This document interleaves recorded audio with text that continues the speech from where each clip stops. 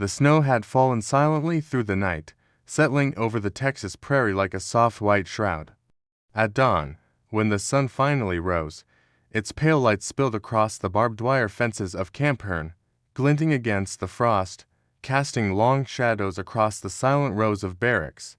Inside one of those wooden huts, thin-walled, drafty, and forever creaking in the wind, 100 German prisoners of war sat in a long, unmoving line.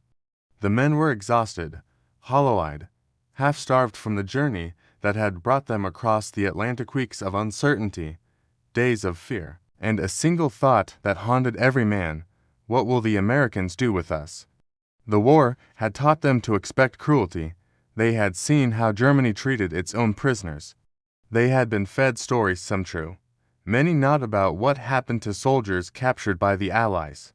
And now, in this strange camp in the middle of Texas, thousands of miles from home, they prepared themselves for the worst.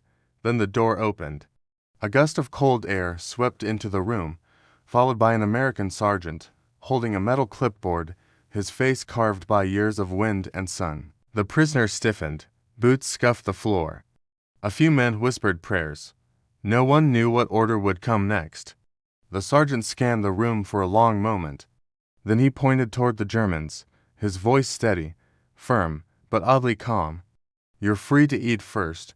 The room fell silent. Several prisoners blinked in disbelief. One man frowned, unsure if he had heard correctly. Another whispered, had a guess act, did he really say first? The sergeant repeated it, slower this time, as if speaking to men who had forgotten how language worked. "Food hall, you go first, Americans go after." Still, none of the Germans moved, because a small, terrible question hung in the air, one they would never dare speak aloud. What's the trick? In war, kindness was never simple, generosity was never free. Every act of mercy had a shadow behind it, and these men, cold, hungry, defeated, waited for the shadow. But it never came. The sergeant said nothing more. He simply stepped aside, propping the door open with his shoulder. Warm air drifted in, seasoned with the unmistakable smell of cooked eggs, fresh bread, and hot coffee. The first German prisoner, an older man with trembling hands, stood slowly. He waited for a shout, a rifle raised. A punishment for disobedience. Nothing happened. He took another step. Still nothing. When the first prisoners finally crossed the threshold into the snow-covered yard, the American MP stationed outside lifted the gloved fingers to his forehead in a quiet, respectful salute.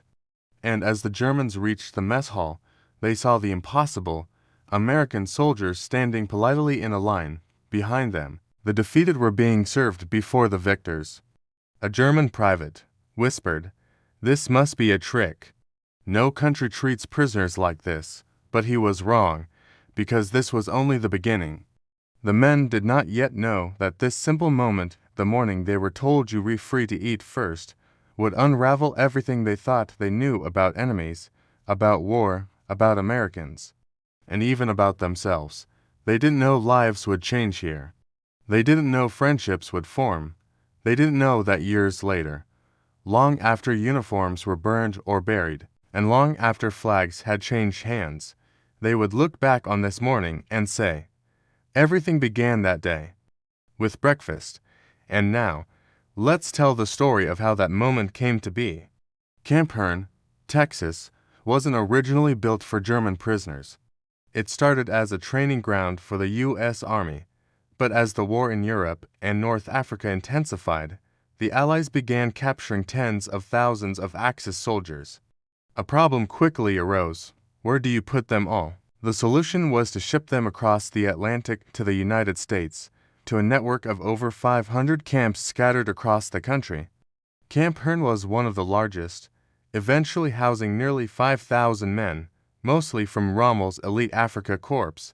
For the German soldiers, arriving in Texas was a culture shock unlike any other. They had been fighting in the deserts of Libya and Tunisia, only to find themselves surrounded by the vast, flat plains of the American South.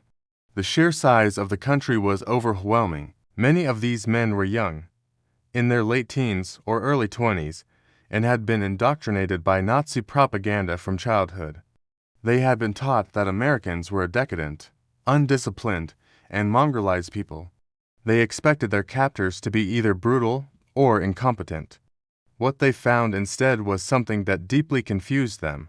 The camp was run according to the Geneva Convention, a set of international rules for the humane treatment of prisoners of war. This wasn't just a suggestion, it was American policy. The U.S. government believed that by treating German prisoners well, Germany might be pressured to reciprocate and treat captured American soldiers with similar decency. It was a strategic decision, a calculated act of humanity. So, when that sergeant told the new arrivals to eat first, it wasn't a trick, it was policy. The prisoners were guaranteed the same quantity and quality of food as the American soldiers guarding them. They were given clean barracks, medical care, and opportunities for work, education, and recreation. This was baffling. They were the enemy, yet they were being treated not just as prisoners, but as human beings. The camp had its own orchestra, theater group, and even a university where prisoners could take courses taught by fellow inmates who had been professors back in Germany. They published their own newspaper, the Lager Nachrichten, or Camp News. They played soccer, a sport that drew huge crowds of both prisoners and American guards, who often cheered together from the sidelines. Of course, it wasn't a holiday resort. They were still behind barbed wire, thousands of miles from their families, with the outcome of the war and their own futures completely uncertain. Tensions existed. There was a small but influential group of hardcore Nazi loyalists within the camp who tried to enforce party ideology, sometimes through intimidation and violence. They saw any cooperation with the Americans as a betrayal. But for the vast majority of the men, the daily reality of life in Camp Hearn began to chip away at the foundations of their worldview. The biggest factor in this transformation was the work program. Under the Geneva Convention, enlisted prisoners could be required to work in non-military jobs. With so many American men overseas fighting, there was a severe labor shortage, especially in agriculture. So, the German prisoners from Camp Hearn were hired out to local cotton and vegetable farmers. At first, the local Texans were wary. These were the enemy soldiers they'd heard about on the radio, the men who had been fighting their sons and brothers. But as they worked side by side in the fields, something remarkable happened. They started talking. The Germans, many of whom learned English in the camp's classes, and the Texans, many of whom were of German descent themselves, discovered they had more in common than they thought. They talked about farming, about family, about their hopes for the future. The prisoners proved to be incredibly hard workers.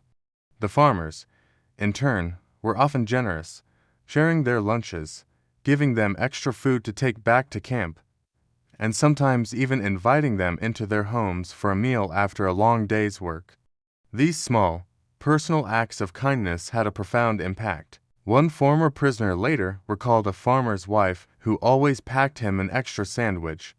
He said, "She treated me like a son. These weren't enemies anymore. They were just people." They were Fritz and Hans, working alongside Bill and John. The propaganda they had been fed for years started to seem absurd when compared to the reality of the friendly, hard-working people they met every day. This humane treatment had a powerful, unintended consequence. It denazified them by showing them a different way of life, one based on respect, fairness, and individual liberty. The Americans managed to do what years of propaganda had failed to prevent. The prisoners saw American democracy in action, not in a textbook, but in the simple gesture of a farmer sharing his lunch or a guard treating them with dignity. They saw a society that was confident enough in its own values that it could afford to be humane to its captured enemies. When the war ended in 1945, the prisoners were eventually repatriated to a Germany that was in ruins, but they took something back with them that was more valuable than any possession, a new perspective. They returned not as bitter, defeated soldiers, but as ambassadors of goodwill.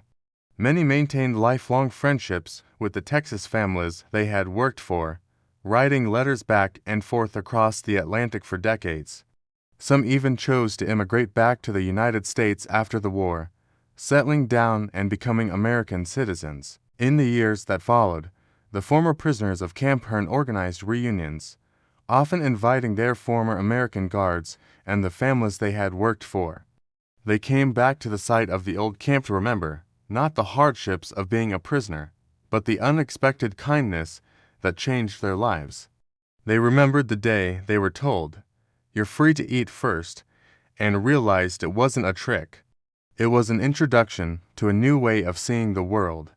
The story of Camp Hearn is a powerful reminder that even in the darkest of times, humanity can prevail. It shows that respect and decency, not signs of weakness, but of profound strength. The American decision to treat their prisoners humanely was not just the right thing to do. It was the smart thing to do. It won hearts and minds more effectively than any weapon could. It turned enemies into friends and laid the groundwork for the post-war reconciliation between Germany and the United States. And it all started with a simple, unexpected act of kindness on a cold Texas morning. Thank you for watching. If you found this story as moving as I did, please like this video and subscribe for more stories that explore the forgotten corners of history. See you next time.